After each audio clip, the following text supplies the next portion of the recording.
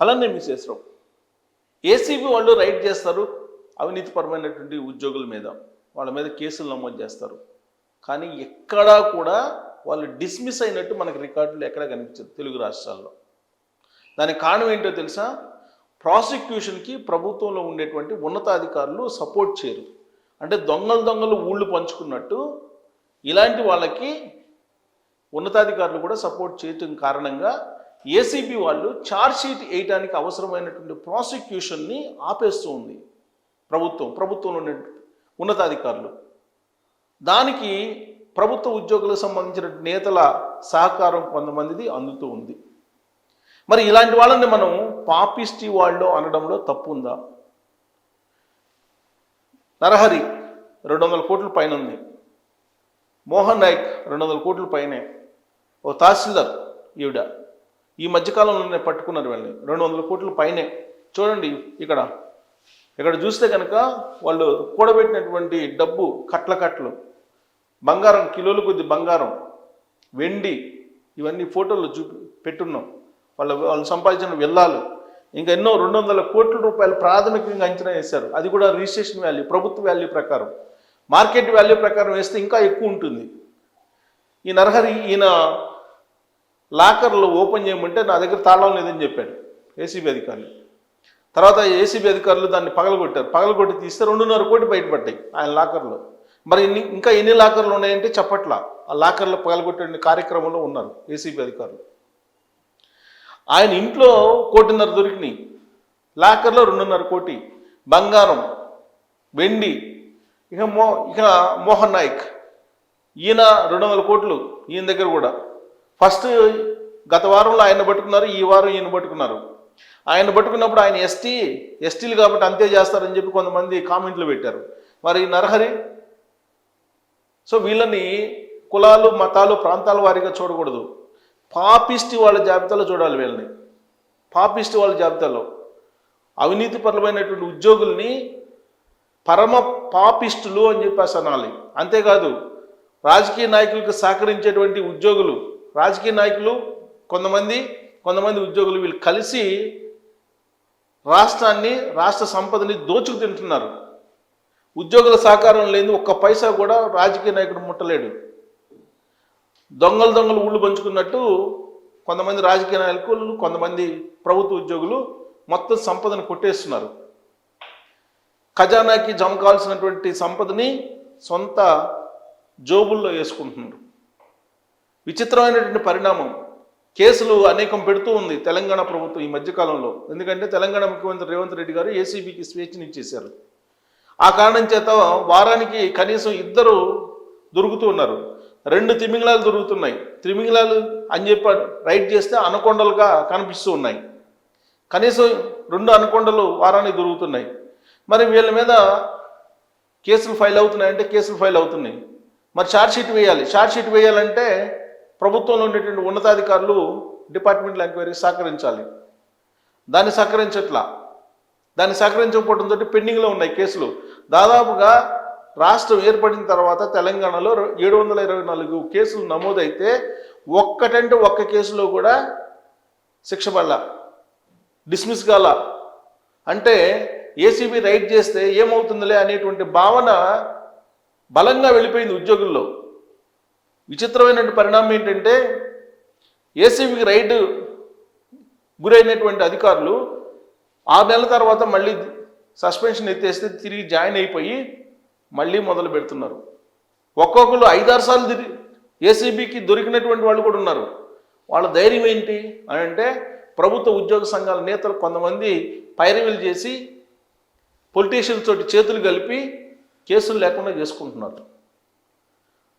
ACB కేసుల్లో దొరికినటువంటి వాళ్ళ సంపదను లెక్కేస్తే కొన్ని వేల కోట్ల రూపాయలు ఉంది. అవన్నీ సంపద అంతా కూడా ఖజానాకి జమ కావాలి.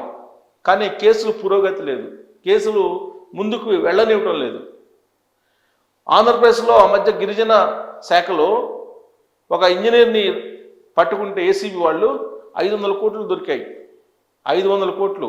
ఆయన ఆస్తి 1000 కోట్ల పైన ఉంది.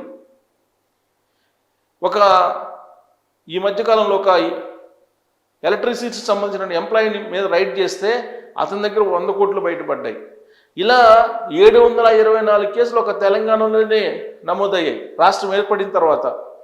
మరి ఒక్క పైసా అన్న రికవర్ అయిందంటే ఓన్లీ కేసులు పెడుతున్నారు, దాన్ని తీసుకెళ్ళి అక్కడ కోర్టులో డిపాజిట్లు చేస్తున్నారు, పట్టుకున్న దాన్ని ఇక ఆ కేసు ఎప్పుడో కొట్టేస్తున్నారు, సుప్రీంకోర్టు దాకా వెళ్ళి కొట్టేయించుకుంటున్నారు. వీళ్ళంతా డబ్బు ఉన్నటువంటి బ్యాచ్ కదా, అంతా అవినీతి సొమ్మే కదా. ఈ అవినీతి సొమ్ముని సుప్రీంకోర్టు ఢిల్లీ దాకా పంచేస్తున్నారు, పంచి కేసులు లేకుండా చేసుకుంటున్నారు, మళ్ళీ దందాలు మొదలు పెడుతున్నారు.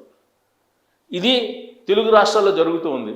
ఆంధ్రప్రదేశ్లో అయితే ఏసీబీకి పూర్తి స్వేచ్ఛ ఉందో లేదో అర్థం కావట్లా, అక్కడ కేసులు కూడా నమోదు కావట్లా.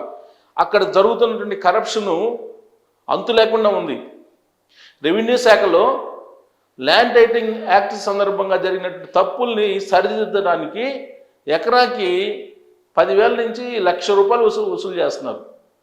కొన్ని చోట్ల లక్ష కూడా డిమాండ్ చేస్తున్నారు. అయినప్పటికి కూడా ఇంకా తప్పులు దొరుకుతూనే ఉన్నాయి, తప్పులు ఇంకా ఉన్నాయి. వచ్చే ఏడాది జనవరి దాకా టైం ఇచ్చారు అధికారులకి. చంద్రబాబు నాయుడు గారు వాటన్నింటిని సరిదిద్దండి అని, కానీ ఎక్కడ సరిదిద్దట్లా.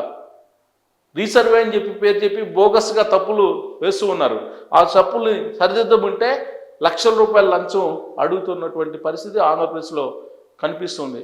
ఆంధ్రప్రదేశ్లో ఏసీబీ నిద్ర పోతుంది. కనీసం ఏసీబీ రైడ్ చేయట్లా. రిజిస్ట్రేషన్ ఆఫీసుల్లో కానీ రెవెన్యూ ఆఫీసుల్లో కానీ రైడ్ చేస్తే, టౌన్ ప్లానింగ్లో కానీ రైడ్ చేస్తే ఖచ్చితంగా దొరుకుతారు. కనీసం ఏసీబీ అనే యాక్టివ్గా ఉంటే కొంత అవినీతి తగ్గేటువంటి అవకాశం ఉంది. కనీసం కేసులు పెట్టినా ఉపయోగం లేకుండా ఉంది. దానికి సంబంధించిన డేటా చూద్దాం. చూడండి, ఇక్కడ చూడండి, ఇది తెలంగాణది. ఆర్టికల్ రాశారు ఏ సంవత్సరాల్లో ఎన్ని కేసులు నమోదయ్యాయి అని. 25% కేసుల్లో అసలు ప్రాసిక్యూషన్కి అనుమతులే లేవంట. అవినీతి నిరోధక విభాగం గత 2.5 ఏళ్లుగా అవినీతి ఉద్యోగులపై ఉక్కుపాదం మోపుతూ రికార్డు సృష్టిస్తున్నా వారికి శిక్షలు వేయించడంలో మాత్రం వెనుకడుగు పడుతుంది. కీలకమైన ప్రాసిక్యూషన్ అనుమతుల విషయంలో ఏసీబీ దూకుడుకు కొన్ని శాఖల ఉన్నతాధికారులు మోకాలు అడుగుతున్నారు. ఎందుకంటే వాళ్ళు ఒకటే కదా, అందుకని మోకాలు అడుగుతున్నారు. 2021 నుంచి ఇప్పటి వరకు 5.5 ఏళ్లలో ఏసీబీ 722 కేసులు నమోదు చేసింది. గత 2.5 ఏళ్లలో అంటే రేవంత్ రెడ్డి గారు ముఖ్యమంత్రి అయిన తర్వాత నమోదైనటువంటి కేసులు 441. 724లో 441 ఉన్నాయి. ఎవరు? రేవంత్ రెడ్డి గారు వచ్చిన తర్వాత. అంటే అంతకుముందు ఏసీబీ నిద్రపోతుంది తెలంగాణలో కూడా. 2021 నుంచి 2023 వరకు 282 కేసులు మాత్రమే నమోదు చేయగా, ఆ తర్వాత సీఎం రేవంత్ రెడ్డి ఏసీబీకి పూర్తి స్వేచ్ఛ ఇవ్వడంతో దూకుడు పెంచింది. ఏసీబీ అధికారులు ఆదాయానికి మించినటువంటి ఆస్తుల కేసులో నమోదు చేసిన తర్వాత ఆ ప్రభుత్వ అధికారులపై శాఖాపరమైనటువంటి చర్యలు తీసుకోవాలని సంబంధిత శాఖకు రాతపూర్వకంగా సిఫారసు చేస్తారు. ఆరోపణలు ఎదుర్కొన్న ఉద్యోగులను ఆయా శాఖల ఉన్నతాధికారులు తొలుత సస్పెన్షన్లో పెడతారు. తర్వాత కోర్టులో ఛార్జ్షీట్ దాఖలు చేయడానికి ఏసీబీకి ప్రాసిక్యూషన్ అనుమతి ఇవ్వాల్సి ఉంటుంది. ఇక్కడే అంతులేని జాప్యం జరుగుతుంది. ప్రాసిక్యూషన్ అనుమతులు యూనిఫామ్ సర్వీస్కు చెందిన విభాగాల నుండే వేగంగా వస్తున్నాయని సమాచారం. రెవెన్యూ విభాగం నుంచి ప్రాసిక్యూషన్ అనుమతి కోరినటువంటి ఫైళ్లు 5 ఏళ్లకు పైగా పెండింగ్లో ఉన్నాయని ఏసీబీ అధికారులు పేర్కొంటున్నారు. 25% కేసులకు మాత్రమే ప్రాసిక్యూషన్ అనుమతులు లభించాయని తెలుస్తుంది. ఒక్క రెవెన్యూ విభాగానికి సంబంధించి 400 పైగా ఫైళ్లు పెండింగ్లో ఉన్నాయని చెప్పి చెప్తున్నారు. అనుమతి కోసం పెండింగ్లో ఉంటూ గమనార్హం. ఏసీబీ విచారణకి ప్రాసిక్యూషన్ అనుమతి చేయడానికి ఇవ్వట్లా ఉన్నతాధికారులు, రెవెన్యూ వాళ్ళు. 400 ఫైళ్లు పెండింగ్లో ఉన్నాయంటే చూడండి, 400 మంది పెండింగ్లో ఉన్నాయంటే 400 మందికి ఆస్తులు ఎంత ఉంటాయి? యావరేజ్ నేసుకున్న 100 కోట్లు తక్కువ ఎవరికి ఉండవు. ఇదే కనిపిస్తుంది పెండింగ్లో ఉన్నటువంటి ఫైల్కి సంబంధించినటువంటివి. ఏసీబీ కోర్టులు సస్పెండ్ పూర్తయినటువంటి తర్వాత విధుల్లో చేరి కీలక పోస్టులు దక్కించుకుంటున్నారు. మళ్ళీ ఉద్యోగులు సస్పెన్షన్కు గడువు పూర్తయిన తర్వాత అంటే 6 నెలల తర్వాత విధుల్లో చేరి కీలక పోస్టులు కూడా మళ్ళీ కీ పోస్టులోకి వెళ్తున్నారు డబ్బులు ఇచ్చేసి. అవినీతి కేసుల్లో పట్టుబడినటువంటి ఘటనలు వెలుగు చూశాయి. 2014 నాటికి రెవెన్యూ శాఖలో 101 ఏసీబీ కేసులు ప్రాసిక్యూషన్ అనుమతి కోసం పెండింగ్లో ఉండగా 2014 నుంచి 2021కు వీటికి అదనంగా 222 కేసులు చేరాయి. వీటిలో 5-6 కేసుల్లో మాత్రమే ప్రాసిక్యూషన్కు ఏసీబీ చేపట్టగలిగింది. కేవలం 5 కేసుల్లో చేపట్టగలిగిందంట. 2021 నుంచి నమోదైన 80% కేసుల్లో దర్యాప్తు పూర్తి చేసిన 21% కేసుల్లో మాత్రమే ఛార్జ్ షీట్లు దాఖలు చేయగలిగింది. అవినీతి కేసుల్లో దొరికినా వెంటనే శిక్షలు పడకపోవడంతో ఉద్యోగులకు మరింత తెగించి అక్రమార్జనకు పాల్పడుతున్నారని ఏసీబీ అధికారులు అంటున్నారు.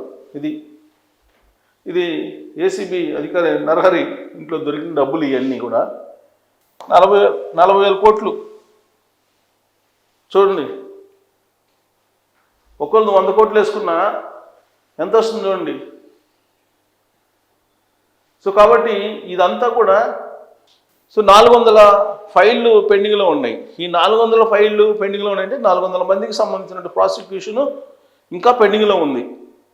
ఎప్పుడు రాష్ట్రం విడిపోయినప్పటి నుంచి. అంటే ఈ లెక్కన 100 కోట్లు ఒక్కొక్కరికి వేసుకున్నా కానీ ఎంత అవుతుంది మీరు లెక్క వేసుకున్న 400 మందికి. ఈ లెక్కన ఉద్యోగులు అవినీతికి పాల్పడకుండా ఉండాలి అంటే ఉండగలరా? ఉండరు. ఎందుకంటే అవినీతికి పాల్పడతారు.